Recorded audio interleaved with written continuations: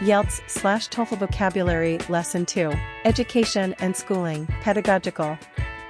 Experts in education and teaching. I admire pedagogical pioneers such as the Victorian English thinkers who began free schools for all children. Autonomous learning. When a student learns through independent study and research. At university, you are expected to be an autonomous learner far more than at high school, which is quite exciting for me. To synthesize sources. To use a variety of sources and combine them in one project. I use the internet to synthesize my sources, and I always cite the origin of the information. To sift information.